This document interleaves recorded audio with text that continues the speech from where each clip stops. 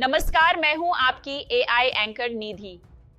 Navbharat times में आपका बहुत बहुत स्वागत है। H-1B वीजा प्रक्रिया सख्त होने के बाद अब भारतीयों के लिए अमेरिका से एक और बुरी खबर सामने आई है। अमेरिका के फ्लोरिडा राज्य में सभी सरकारी यूनिवर्सिटी में H-1B वीजा से होने वाली हायरिंग पर रोक लगाने की तैयारी हो रही है। ये रोक 1 साल तक लगाई जा सकती है।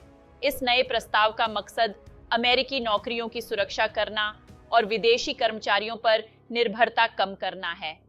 ये फैसला बड़ी संख्या में विदेशी कामगारों, खास तौर से भारतीयों को झटका देगा।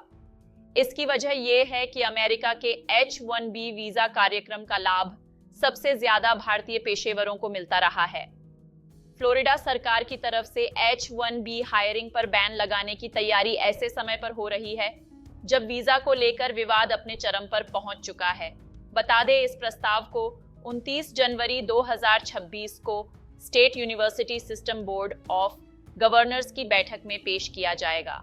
अगर इसे मंजूरी मिल गई तो 5 जनवरी 2027 तक नए H-1B कर्मचारियों की भर्ती पर रोक रहेगी। यानी कि फ्लोरिडा की यूनिवर्सिटी में H-1B वर्कर्स को जॉब नहीं मिलेगी।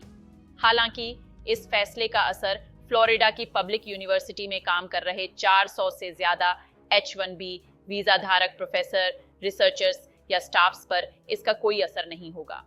यह कदम तब आया जब एक राज्य ऑडिट में पाया गया कि डेटा एनालिस्ट और यहां तक कि असिस्टेंट स्विम कोच जैसे पद H-1B धारकों से भरा गया, जो आसानी से अमेरिकी कर्मचारियों से भरे जा सकते हैं। ये घोषणा ऐसे समय में आई है जब ट्रंप प्रशासन ने अमेरिका फर्स्ट नीति के तहत नई H-1B वीजा अर्जियों पर $1 लाख की फीस लगा दी है, ताकि विदेशी श्रमिकों की संख्या को सीमित किया जा सके। वीजा फ्रीज प्रस्ताव के समर्थकों का कहना है कि सार्वजनिक रूप से फंडेड यूनिवर्सिटी की नौकरियों में अमेरिकी कर्मचारियों को प्राथमिकता दी जानी चाहिए। उनका दावा है कि H-1B प्रोग्राम का इस्तेमाल अमेरिकी उम्मीदवारों को दरकिनार करने के लिए किया जा सकता है। साथ ही कहा कि H-1B कर्मचारी अमेरिकियों की नौकरियां छीन रहे हैं। वहीं इस प्रस्ताव के विरोध में भी कई आवाजें उठ रही हैं। विरोध करने वालों का कहना है कि यह रोक हाई स्किल वाले क्षेत्रों में प्रोफेसर और शोधकर्ताओं की भर्ती मुश्किल कर सकती है।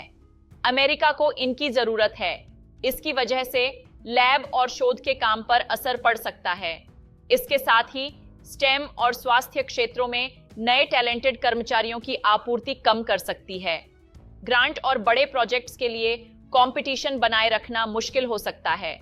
फ्लोरिडा का यह प्रस्ताव न सिर्फ भारतीय पेशेवरों के लिए झटका है, बल्कि अमेरिका में H-1B वीजा प्रोग्राम को लेकर चल रही बहस को और तेज कर सकता है।